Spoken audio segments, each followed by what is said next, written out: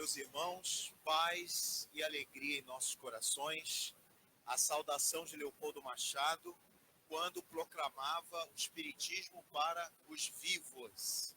Espiritismo para os vivos. Trago o abraço fraterno do 37º Conselho Espírita de Unificação de São Gonçalo, da Sociedade Espírita Amor e Caridade, fica no Engenho Pequeno, em São Gonçalo. Forte abraço para todos aqui do GEPAR, dos nossos amigos, né, o Paulo Sérgio, já conheço muitos anos, a Karen, e todos vocês que sempre nos recebem com muito carinho e com muito amor. A nossa saudação e o nosso abraço fraterno.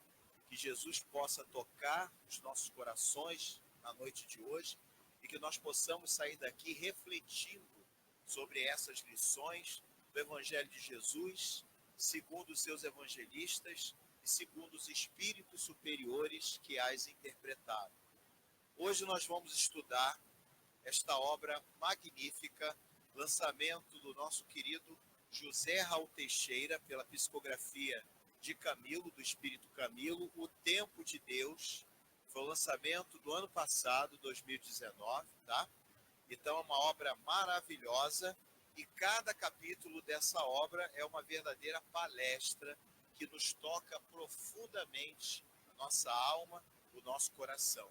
E nós vamos estudar hoje o capítulo 24 da obra O Tempo de Deus, intitulado O Tempo dos Escândalos. E é um tema muito atual, esse tempo de escândalos, na nossa transição planetária para esse mundo de regeneração que já se aproxima.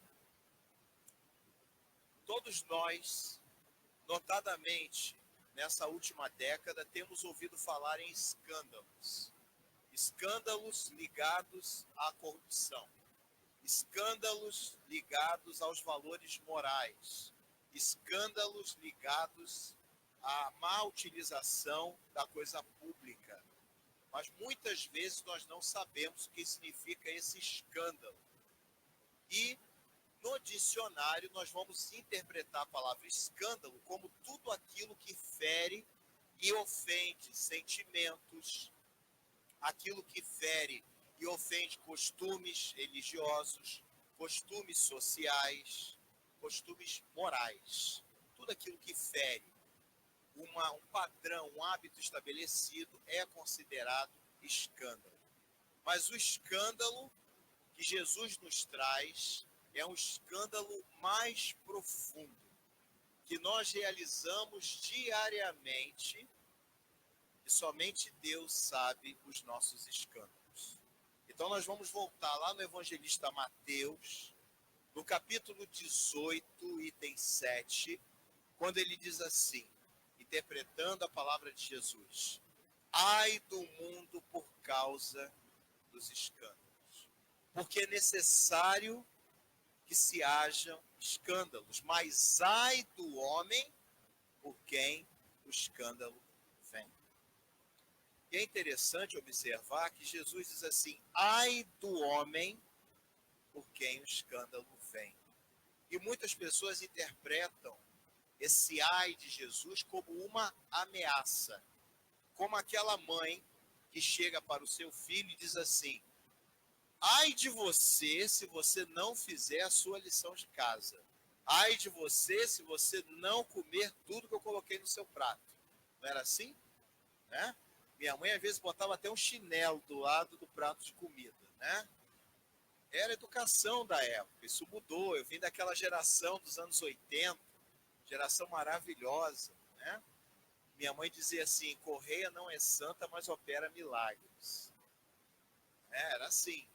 Então esse ai que Jesus fala aqui não é o ai de ameaça, é o ai de pena, de comiseração. Coitado do homem por quem o escândalo venha.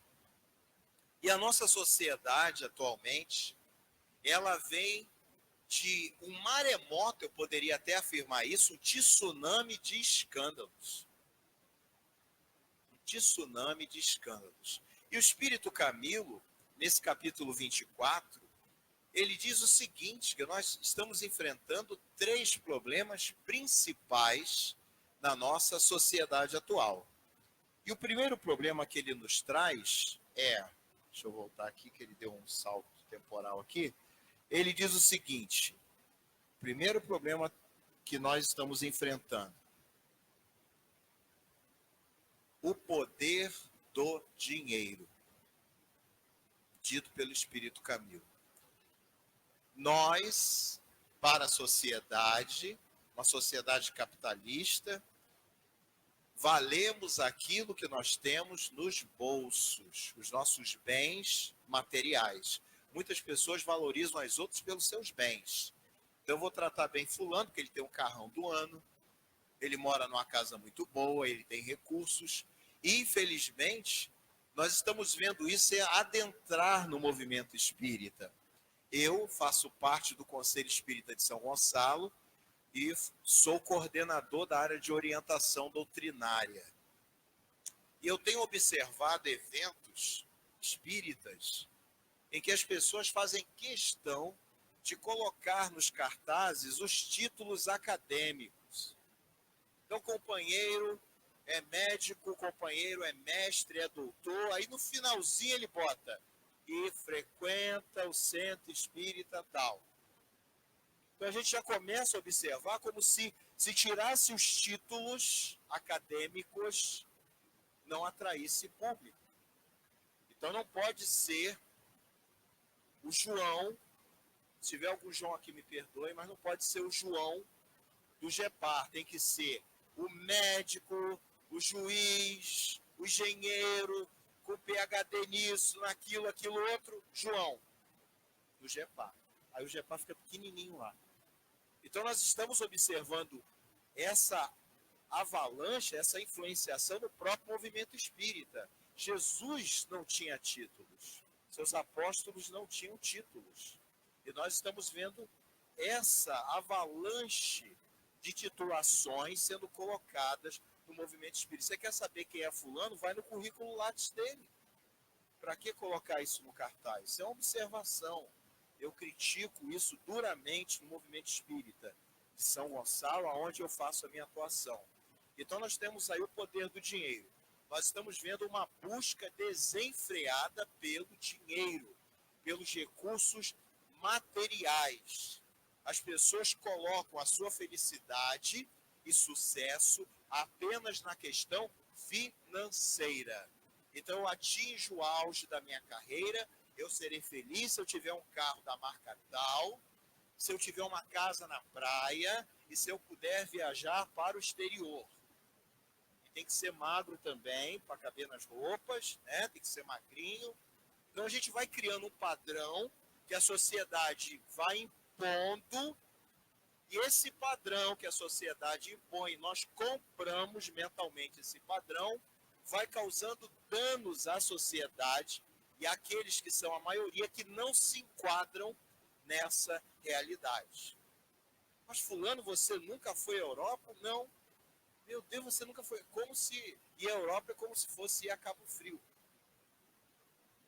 E vão sendo jogados isso na sociedade. E nós estamos vendo uma geração frustrada porque não está conseguindo atingir esse patamar financeiro que foi colocado como realidade de sucesso, de felicidade, de família margarina que a gente vê aí. Essa influência do poder do dinheiro, ele leva a um segundo tópico chamado sexo desregrado, citado por Camilo no capítulo 24. Nunca se viu tanta sexualização, tanta erotização, como nós estamos vendo nos dias atuais. As pessoas assim, olha, o sintoma de quando você está envelhecendo é que você vira saudosista, né? Eu não vejo dessa forma. Mas quando eu era criança, os programas mais picantes eram passados depois de 11 horas da noite.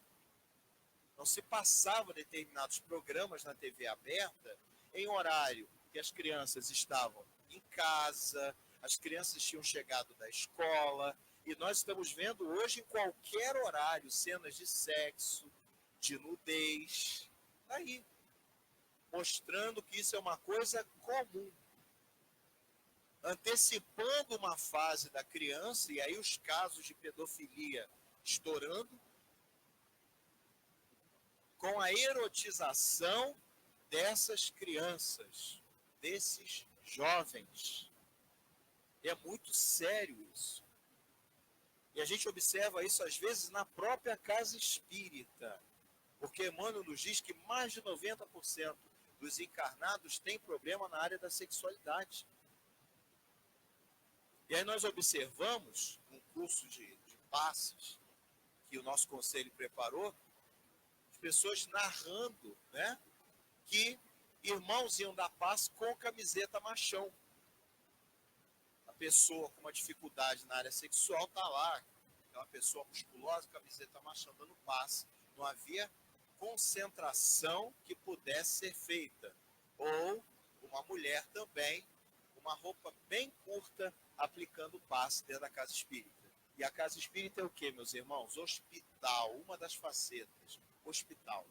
Hospital tem o que? Doentes, médicos e enfermeiros. Quem são os médicos e enfermeiros? O plano espiritual.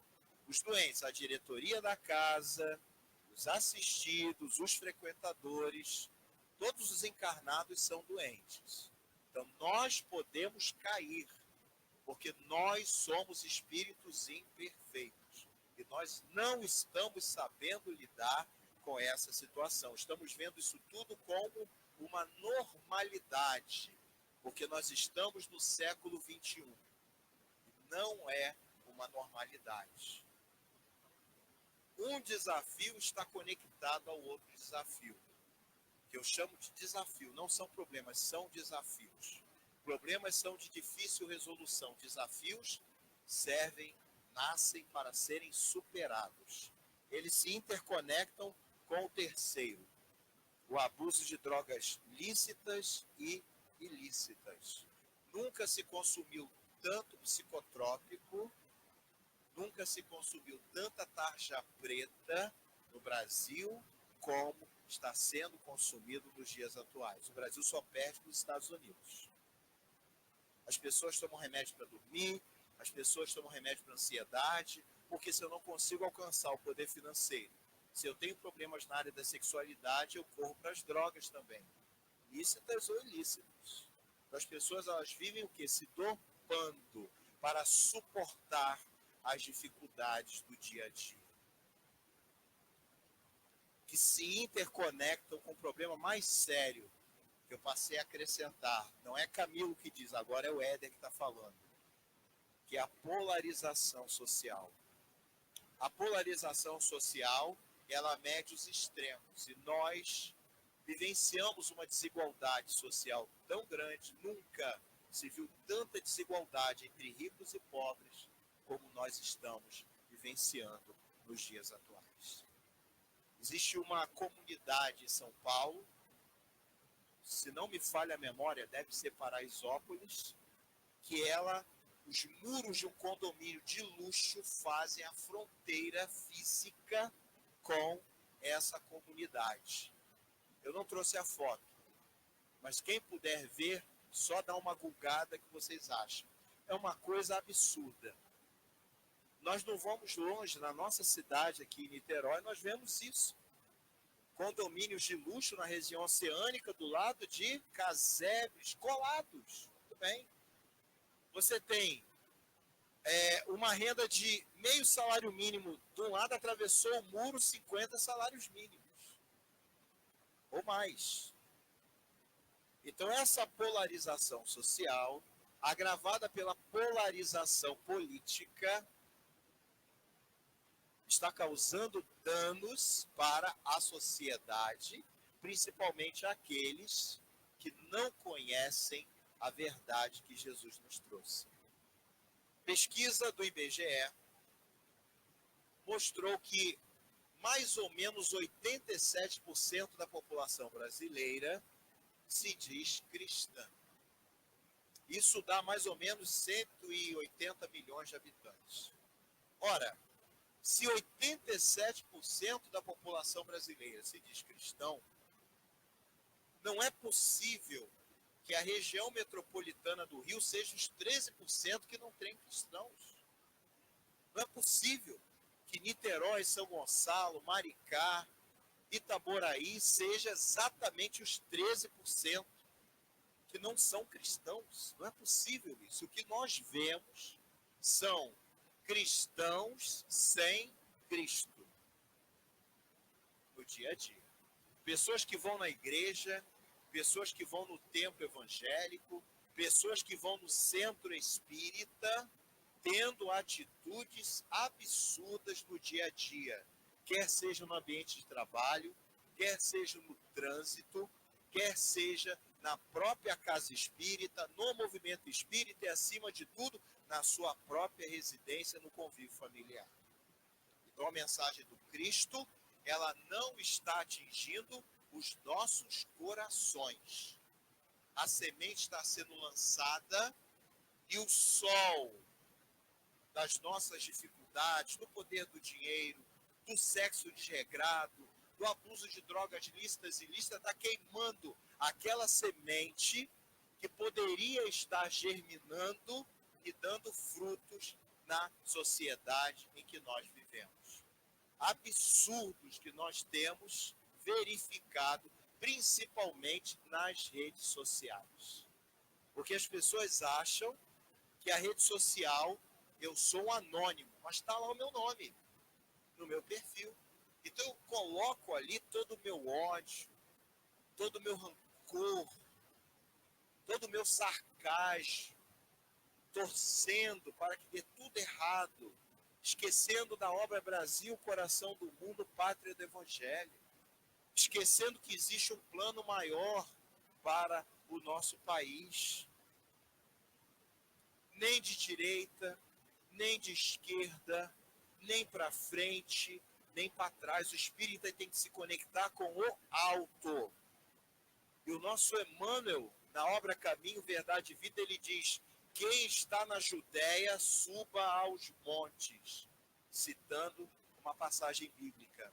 E a Judéia é aquele campo de conexão, interpretando filosoficamente a mensagem do Emmanuel, em que aqueles que buscam a sua melhora espiritual estão se conectando. E Emmanuel pede, se conectem mais para o alto, subam os montes.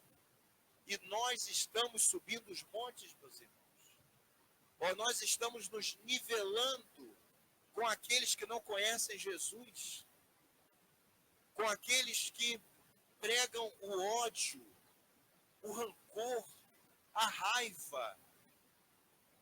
Como nós estamos escandalizando a sociedade.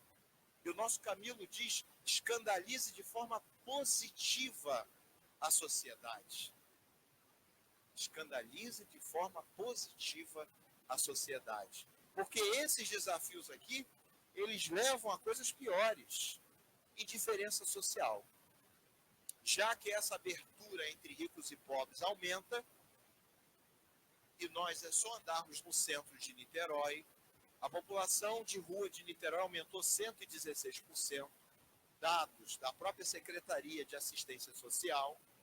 Nós vamos ver dezenas de famílias nas ruas. São os invisíveis da sociedade. E me tocou muito uma cena, e eu passei a imitar esse hábito positivo, e aconselho a todos que façam o mesmo, se não tiverem recursos materiais à mão, de um companheiro, que eu acho que ele está mais de um ano sem tomar banho. Uma coisa horrível. Ele anda ali na Avenida Marquês do Paraná, totalmente desgrenhado, falando sozinho, porque a pessoa ela entra nesse estágio de loucura, né? E obsessão, evidentemente, ele não está sozinho. E ele dorme como se fosse um animal. É tratado como animal, ele não fala, ele fica gruindo, é uma coisa horrível. Fenômeno claro de zoantropia, citado até nas obras de André Luiz. E esse irmão estava lá deitado, e eu sempre passava, olhava aquele irmão ali, ficava, meu Deus do céu, que situação. Uma vez tentaram ajudar, ele atacou as pessoas que tentaram ajudar ele. Então ali precisa ter movimento da própria assistência social pública, né, que com todo o mecanismo, porque qualquer um de nós, se tentar se aproximar, vai ser atacado. E eu vi um irmão de outra denominação religiosa, um verdadeiro cristão, que parou diante daquele irmão que estava dormindo, levantou os braços e fez uma oração em benefício dele. Aquilo me tocou profundamente. Por mais que eu não vá levantar o braço, porque aquilo faz parte da denominação religiosa dele, mas todas as vezes em que nós vemos uma cena dessas, que nós possamos elevar os nossos pensamentos e pedir que a espiritualidade toque como instituição, como o trabalho que vocês realizam aqui, os próprios cargos públicos, setores públicos, se eu não posso ajudar materialmente, uma prece também é uma forma de caridade, mostrando que ele se importava com aquele invisível da sociedade. E quantas vezes nós não nos importamos com essas pessoas? Quantas vezes nós não cumprimentamos nem aquele que nos abre a porta do elevador, aquele que nos conduz com segurança dentro de um ônibus? Quantas vezes nós ignoramos todos esses aos quais nós dizemos que estão na classe mais baixa dos cargos da sociedade? Então, essa indiferença social, causada por todos esses desafios que eu acabei de citar, ela leva ao problema mais sério de todos, que é a depressão e o suicídio. Nunca se teve tanta depressão, e a isso está ligado ao consumo de tarja preta, como nós estamos vendo, e mais, depressão em jovens, depressão em crianças. Isso é muito sério, meus irmãos. E essa depressão não tratada, essa depressão não compreendida pela própria família, que acha que é frescura. Ah, levanta daí, a pessoa não tem força, meus irmãos. Eu tenho casos na minha própria família de depressão, a pessoa não tem forças. É muito sério. Leva ao suicídio. E aí nas nossas preces, nas nossas orações, muitas vezes esquecemos de orar pelos suicidas. Porque tem que ter muita coragem para tirar a própria vida. Porque nós temos um sistema interno que protege o nosso corpo e bloqueia o atentado contra a própria vida, que é um instinto de sobrevivência. E essas pessoas conseguem superar o instinto de sobrevivência e tiram a sua própria vida, porque não alcançaram o poder do dinheiro, porque tem problemas sérios na área da sexualidade, porque abusaram demais das drogas e foram enxotadas pela família. E o que nós, enquanto cristãos, enquanto verdadeiros espíritas que buscam a sua transformação moral, estamos fazendo para minimizar esses danos? Estamos orando por esses irmãos? Nas nossas preces, no nosso culto do Evangelho do Lar, estamos pedindo pelos espíritos suicidas, e é sabido através da mediunidade iluminada de Chico Xavier, do nosso querido Divaldo, que ainda está conosco. O Divaldo já poderia ter ido há muito tempo. Ele ainda está aqui ainda. Olha a dificuldade que nós ainda estamos enfrentando. Ele não pode nem deixar o planeta ainda. Não pode. Ele diz que existe uma falange de Nossa Senhora, Mãe de Jesus, que está nas obras de Deus, que cuida dos suicidas. Nós temos também a nossa querida Ivone do Amaral Pereira, a dama do espiritismo, que fez um trabalho extraordinário nessa obra, Memórias de um Suicida. Aconselho a todos que leiam essa obra, é uma obra pesada, mas mostra essa dificuldade e também mostra o amparo que esses espíritos têm daqueles que oram. Quem assistiu o filme Nosso Lar aqui? Pode levantar a mão. Quem assistiu? A maioria, né? Hoje está até nos canais de streaming da internet. Vocês viram aquela prece que aquela irmã com o marido fizeram em benefício de André Luiz? E ele tratava mal, né? Porque era o pobre que ele ia atender de graça no finalzinho. Mas foi aquela prece que confortou ele. Então, a maior caridade que nós podemos fazer a esses irmãos é fazermos uma prece, encaminharmos para o CVV. Vamos divulgar em nossas redes sociais o trabalho do CVV, o trabalho dos narcóticos anônimos, que o GEPAR tem aqui a sede. Vamos divulgar. Ao invés de estarmos replicando notícias negativas, brigas políticas, vamos divulgar o bem. Existem voluntários 24 horas trabalhando para tirar da mente desses irmãos essa tragédia que se aproxima da vida dessas pessoas. Então, esses desafios da sociedade, eles podem ser superados. Por quê? Porque nós temos o conhecimento. Nós temos os mecanismos que superam isso. Nós não podemos nos deixar influenciar por esses escândalos, por esses desafios. André Luiz diz, não julgueis, porque aquele que cai, porque vossos pés não sabem quando tropeçarão. E Jesus já dizia isso, não julgueis para não seres julgados.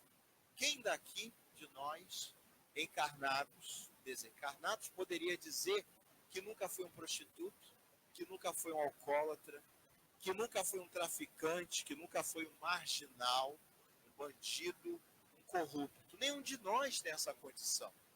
E Jesus diz o quê? Eu também não vos condenarei. Vá e não tornes a pecar para que não te aconteça coisa pior. E nós estamos sempre julgando. Eu já vi pessoas que se dizem espíritas, dizendo assim, tem que botar no paredão. Meu Deus, pena de morte? Jesus pregava a pena de morte, meus irmãos? Jesus pregava pegar em armas para defender Jerusalém? Nunca! E como é que nós espíritas vamos defender isso contra aqueles que são os nossos irmãos? Às vezes são parentes nossos de outras encarnações, que estão convivendo conosco no nosso lar, na sociedade. Somos aqueles que dão a cara para ser esbofeteada ou nós damos o primeiro tapa? Que espírita nós somos? Espíritas de esquerda? Espíritas de direita? Espíritas da frente? Espíritas de trás? Não. Nós somos espíritas cristãos. Aqueles que seguem o Cristo. Aqueles que são reconhecidos pela sua transformação moral. E também pelos esforços que fazem para dominar as suas más inclinações, como dizia o nosso querido Allan Kardec. Então, se nós somos espíritas cristãos, nós devemos ter uma postura cristã diante dos escândalos, porque nós vivenciamos tempos de escândalos. E aí o Camilo faz a seguinte pergunta: como eliminar o peso dos escândalos em nossas vidas? E aí nós vamos rememorar o que Madre Teresa de Calcutá dizia: o passado já passou. O presente é agora, o futuro amanhã. E o que muitas vezes nós estamos fazendo? Nós ficamos presos ao passado. Então, se eu errei no passado, eu fico preso nesse passado, utilizando esse passado, nas palavras de Joana de Ângeles, o homem integral, como bengala psicológica. Não, mas eu errei lá atrás. Tudo bem, você errou, então levante-se. Levante-se. Continue caminhando para a frente e para o alto. O que passou, passou. Imaginem, meus irmãos, se Saulo de Tarso, depois do batismo divino, Paulo de Tarso, um dos maiores, se não o maior apóstolo que Jesus teve, não conheceu encarnado, se colocasse nessa bengala psicológica. Não, eu não vou levar adiante a palavra de Jesus porque eu matava cristãos, porque eu perseguia cristãos. Saulo foi responsável pelo maior flagelo de Jerusalém, que foi o êxodo de cristãos de Jerusalém. E esse homem que cai literalmente do cavalo, levanta-se e volta nos mesmos lugares em que ele pregava contra o Cristo, pregando a favor de Jesus, escandalizando aquela sociedade, escandalizando positivamente aquela sociedade. E o que nós estamos fazendo para escandalizar a sociedade positivamente? Quais são os nossos projetos em benefício da sociedade?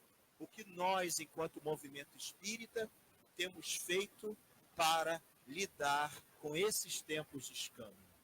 O que nós estamos fazendo? Estamos cruzando os nossos braços, adentrando essa onda psíquica que André Luiz já nos alertava na obra Missionários da Luz, na obra Mensageiros, em diversas situações em que ele, em momentos em que estava volitando pela cidade do Rio de Janeiro, via nuvens de bactérias criadas mentalmente pelos encarnados. Olha o coronavírus aí. Olha o coronavírus aí. Como a humanidade está lidando com esses escândalos que estão acontecendo ao redor do mundo? Isso vai se materializando. A nossa querida Sueli Caldas Schubert, que é uma autoridade nessa área mediúnica, ela cita a obra de André Luiz, nos alertando que por culpa da nossa psicosfera, dos nossos pensamentos, doenças antes que haviam sido eliminadas estão voltando pela atração dessa vibração negativa que nós estamos emitindo. Então, vale a pena adentrar nessa onda? Qual é a vantagem de estarmos aqui no GEPAR, domingo, 6h30 da tarde, ouvindo um careca falando, se eu saio daqui e vou continuar agindo da forma que outra pessoa que está vendo programa de televisão inútil nesse momento está agindo? Qual é a vantagem? Nenhuma. É perda de tempo, então. Se nós não conseguimos mudar as nossas atitudes, se nós não conseguimos agir corretamente em todas as ocasiões de nossa vida, então o Evangelho de Jesus é uma fraude. A doutrina espírita foi uma fraude porque não me convenceu a mudar as minhas atitudes. Porque é muito fácil andar com Jesus no peito. Eu vejo muita gente andando com Jesus no peito. Camisas escrito Jesus, adesivos nos carros, mas é muito difícil ter peito para andar com Jesus. Nós temos peito para andar com Cristo, suportarmos as ofensas, suportarmos as ingratidões, compreendermos as limitações dos nossos irmãos mais doentes do que nós. Isso é ter peito para andar com Jesus. Porque ele sempre é fiel a nós. Nós somos fiéis a Deus. Eu não vejo ninguém colocar isso no carro. Eu sou fiel a Deus. Eu vejo colocar o contrário. Deus é fiel. Eu não vejo colocar. Por que será, hein? O senhor tem medo? Com a confiança. Então a confiança ela vem na nossa prática diária. E a melhor coisa para nós praticarmos e eliminarmos esses escândalos, primeiro, se eu errei, eu tenho que ter a humildade em reconhecer o meu erro, levantar a minha cabeça e seguir em frente. Errei. Foi um momento de descuido. Eu sou da terceira categoria, questão 100, espíritos imperfeitos. Então, se eu erro, eu tenho condições o quê? Porque o verdadeiro espírito é aquele que está se esforçando. Aquele que se esforça, ele falha também. Então, se algum de nós errou, vai errar ainda, não temas, segue adiante. Segue adiante. Não cometas mais esses erros. E uma coleção maravilhosa que eu indico a vocês, porque eu estou lendo, é a coleção Fonte Viva, das obras de Emmanuel, em que ele estuda várias passagens do Evangelho de Jesus. Essa coleção, cada livro tem 180 capítulos. Em 2 anos e meio, dá para cada um de nós aqui ler a coleção toda. Se nós separarmos 5 minutos do nosso tempo, deixarmos o nosso aparelho celular de lado, e às vezes nós ficamos 1h30 vendo foto de comida, vendo e morrendo de ódio, porque o outro está na Europa e eu não estou, não vou nem em Cabo Frio, como é que o outro está em Portugal? E o nosso Rossandro Kingsley, ele diz o seguinte, que 85% daqueles que estão nas nossas redes sociais estão ali, não são nossos amigos, estão ali para vigiar as nossas vidas. Quantas curtidas uma foto na Torre Eiffel merece? Repararam que tem pouca curtida? Porque a pessoa está com ódio aí, não curte. Não curte. A minha esposa tem uma amiga que mora em Dubai. Vocês imaginem que coisa chata, né? Então não tem lugar feio em Dubai. Tem lugar feio em Dubai? Não tem, gente. É absurdo. Não tem lugar feio em Dubai. É um deserto, faz 50 graus de dia, à noite dá -5 às vezes. Mas é um lugar maravilhoso. Então ela bota foto, é normal. Como viesse aqui, Piratininga, eu vou bater uma foto, vou na Praia do Seco, bato uma foto. Ela bate naqueles prédios maravilhosos. Sabe quantos amigos ela tem? Quase 600. Sabe quantas curtidas a foto dela tem? 5, 4. Ué, mas se tem 600, tinha que ter 600 curtidas, não é isso? Então nós também vivemos numa época de alta conectividade e desconexão com a vida real. Aqueles que estão ali curtindo naquele mundo virtual não se importam conosco na maioria das vezes. Deixa de postar. Sabe o que vai acontecer? O Facebook vai te colocar, vai tirando você do feed de notícias dos seus amigos. Aí você desaparece. Nem o seu aniversário vai ser lembrado mais. Quando nós ficamos doentes, quem liga para a gente? Temos que pensar. Mas nós, quando eu generalizo, não quer dizer que nós somos a exceção, né? Não é mesmo? Né? Nós somos a exceção aqui. Tem pessoas que se acidentam. Isso aí eu achei um absurdo, né? A pessoa capotou com o carro, bateu uma selfie dentro das ferragens, falou assim, gente, eu tô bem, hein? Mais de 1.000 curtidas na foto, viralizou. E aí vai em Dubai e ninguém curte. Porque a gente fica condoído, né? A gente é solidário com a desgraça. Com a alegria, não. Quer saber como nós descobrimos os nossos amigos? Chamem seus amigos na sua casa e dizem assim, olha, esse ano foi maravilhoso para mim, mas fala olhando para o rosto, porque o corpo fala, ok? Quem é da psicologia sabe o que eu estou dizendo. O corpo fala, tem um livro com esse título. Você diz assim, olha, gente, ganhei uma herança, nossa senhora, vou trocar de carro, comprar um SUV importado, e eu estou pensando em ir para a Europa, sabe? Depois eu vou dar um pulinho na Austrália, e olhem para o rosto dessas pessoas que se dizem amigos. O seu amigo de verdade, ele vai ficar feliz, vai te abraçar. Os outros vão fechar a cara imediatamente. Porque na desgraça, todo mundo quer dar o ombro amigo. Porque você está mal, coitado. Coitadinho. Então nós vivenciamos isso. As pessoas estão tendo problemas de coluna porque andam com o pescoço envergado, colado na tela do celular. Hoje o celular tem uma função inútil, que é a ligação. Ninguém liga para o outro. Só que nós vivemos num país em que a conectividade ainda deixa muito a desejar. Então eu fui fazer uma palestra na região dos Lagos, eu estava a caminho na estrada, e o presidente da casa me mandando um WhatsApp, meu Deus.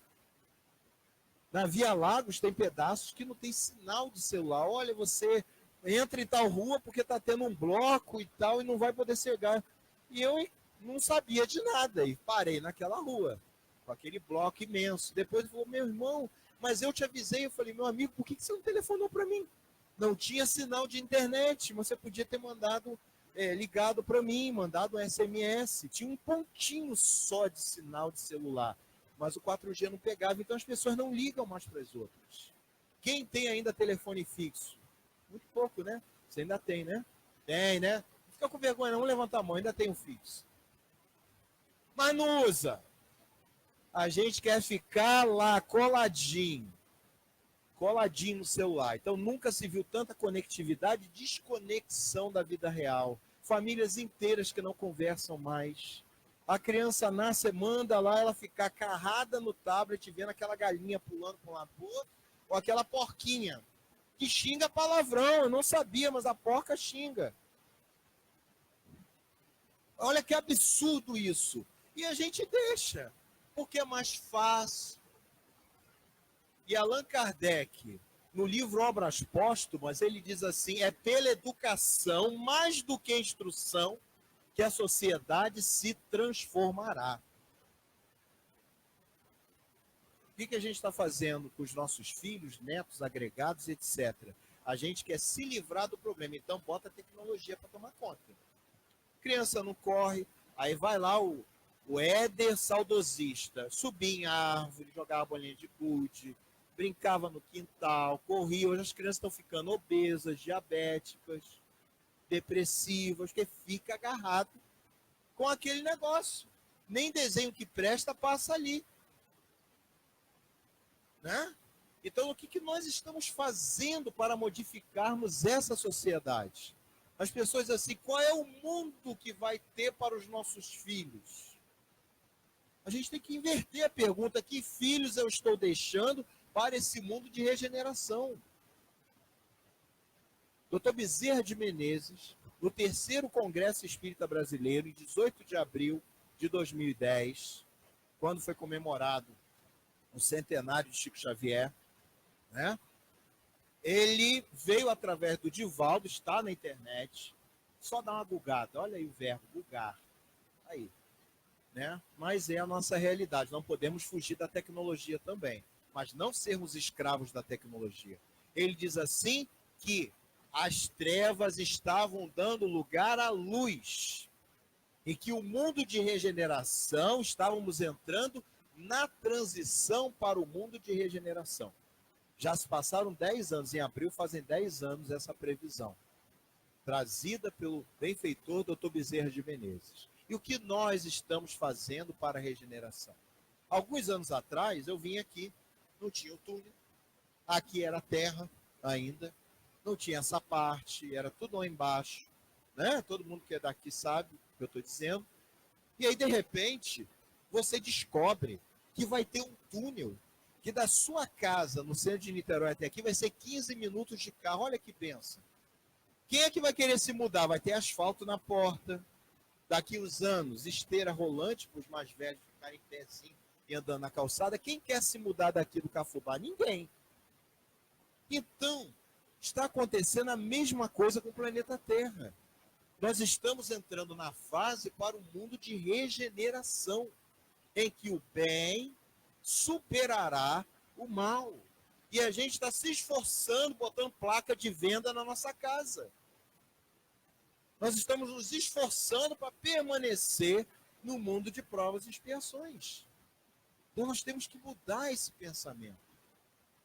Estudarmos mais Kardec, vivenciarmos os ensinos de Jesus, porque o Emmanuel diz: se Jesus é a porta, Kardec é a chave. Está lá. Está tudo no Evangelho. Está tudo na codificação.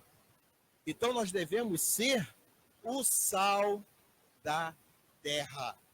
Essa passagem linda do Evangelho de Jesus. Vós sois o sal da terra. E se o sal da terra for insípido, com que se há de salgar? Para nada mais presta, senão para se lançar fora e ser pisado pelos homens. Vós sois a luz do mundo. Não se pode esconder uma cidade edificada sobre um monte. Nem se acende a candeia e se coloca debaixo do alqueire, mas no velador, e dá luz a todos que estão na casa. Assim, resplandeça a vossa luz diante dos homens, para que vejam as vossas boas obras e glorifiquem o vosso Pai que está nos céus. Está lá em Mateus, capítulo 5, 13 a 16. Quem já ficou internado aqui sabe que comida de hospital é horrível, porque não tem sal. Comida sem sal, é evidente que quem é hipertenso tem que comer sem sal, né? Lamentável, mas é. A comida é ruim. Então Jesus diz o seguinte: nós somos o sal. Se nós não estamos salgando a sociedade, para que serve o nosso sal? Para ser lançado fora. Isto é, se eu não dou exemplo de ser um verdadeiro cristão para a sociedade, que sal é esse? Se eu tenho o mesmo comportamento daqueles que não conhecem Jesus, não seguem Jesus, daqueles que não estão nem aí para o próximo, que sal é esse? É um sal insípido. Um sal que só serve para ser jogado fora na lata do lixo. Então, como é que nós podemos modificar esses escândalos que estão abatendo a sociedade, modificando a nós mesmos? No capítulo 12 do Livro dos Espíritos, da Perfeição Moral, na questão 919, Kardec pergunta aos espíritos benfeitores: qual o meio prático e mais eficaz do homem se melhorar nessa vida e resistir aos arrastamentos do mal? E os espíritos benfeitores respondem: um sábio da antiguidade já vô-lo disse, conhece-te a ti mesmo. E ele estava se referindo a Sócrates. E quem responde a Kardec é Santo Agostinho. E aí Kardec diz assim, na questão 919, letra A: conhecemos essa máxima, sabemos dessa importância, mas na prática, como se daria isso? E Santo Agostinho, resumidamente, nas minhas palavras, ele diz: façai o que eu fazia ao findar do dia. Antes de dormir, faça uma reflexão. Será que eu prejudiquei alguém? Será que eu tratei alguém mal? Será que eu poderia ajudar e não ajudei? Será que eu fiz alguma coisa que prejudicou o meu próximo ou a sociedade? Então foi assim, com esse hábito diário, que eu consegui conhecer a mim mesmo. Palavra de Santo Agostinho, dos pais da Igreja Católica. Então, meus irmãos, nós não nos conhecemos. Nós não nos conhecemos. As pessoas dizem assim: Éder, eu perdi a paciência com fulano. Você não perdeu, porque quem tem não perde. Quem tem paciência não perde. Quando nós adquirimos uma virtude com o nosso esforço, nós não perdemos essa virtude. Se perdeu é porque nós não alcançamos ainda essa virtude. Então, como é que eu amo aquele que é o calo no meu sapato no ambiente de trabalho? Como amar aquele parente difícil que eu tenho dentro do meu lar? A esposa difícil, o marido incompreensível, os filhos que são só desgosto na minha vida. Como amar esses irmãos? Nós temos um método para isso, trazido pelos próprios espíritos benfeitores. Primeiro, nós precisamos aprender a tolerar. O verbo tolerar. Vamos tolerar o irmão. Eu não posso chegar aqui e falar: vocês têm que amar. Como se eu olho para ele, dá vontade de pular no pescoço dele. Então tolere-o. Ainda mais se for familiar. Se for cunhado, então tem que tolerar mais ainda. Sogra, cunhado, né? Então vamos tolerar, porque são joias que foram colocadas em nossas vidas, estão ali para nos fazerem avançar. Porque os nossos amigos, eles não pisam no nosso calo, os nossos inimigos pisam. Então os verdadeiros amigos são esses, que pisam no nosso calo, porque nos fazem avançar cada vez mais. Então tolere. Passou a tolerar? Tolerei, já estou entendendo ele. Opa, segundo verbo, compreender. Vamos compreender. Depois da compreensão vem a paciência, porque eu já tolerei. Já compreendo as limitações dele, agora eu já tenho paciência. E da paciência para o amor é um salto. Então é devagar. Tem aquela música? É devagar, é devagar, é devagar, devagarinho. O que a gente faz? A gente quer correr. Eu tenho que ser igual o Chico, na mesma encarnação. Não dá, porque Chico levou milhares de encarnações para chegar ao nível que ele chegou. Então, quando nós colocamos uma meta inalcançável, nós nunca vamos alcançar essa meta. É a meta da dieta do Ano Novo. Ninguém cumpre. Mas está lá. Então vamos fazer devagarinho? Vamos compreender, vamos tolerar, compreender, ter paciência e depois a gente ama. A gente consegue. Estudando essas obras do Fonte Viva, 5 minutos por dia, uma página. Medita. Vai para o trabalho em 6 meses e acaba uma obra. Pega a segunda obra, são 6 obras, se não me falha a memória. Porque as características daqueles que vão habitar o mundo de regeneração, para a gente encerrar, estão aqui, ó, no Sermão da Montanha de Jesus. Porque Jesus, nesse evangelista Mateus, no capítulo 1, versículo 12, vendo a multidão, ele subiu ao monte. Olha o monte de novo aí. Ele ensinava os seus discípulos dizendo: bem-aventurados os humildes, porque deles é o reino dos céus. Bem-aventurados os que choram, porque serão consolados pelo próprio Deus. Bem-aventurados os pacientes, porque eles herdarão a terra. Bem-aventurados os que têm fome e sede de justiça, porque terão amparo da justiça divina. Bem-aventurados os misericordiosos, porque eles alcançarão misericórdia. Bem-aventurados os pacificadores, porque serão chamados filhos de Deus. Bem-aventurados os que são perseguidos por causa da verdade, porque deles é o reino dos céus. Bem-aventurados sois vós, quando vos perseguem, quando vos injuriam, e mentindo, fazem todo mal contra vós por minha causa. Exultai e alegrai-vos, porque é grande o vosso galardão no céu. Sejamos nós, meus irmãos, nas palavras de Mahatma Gandhi, a mudança que nós queremos ver no mundo. Muita paz e que Jesus nos abençoe abundantemente.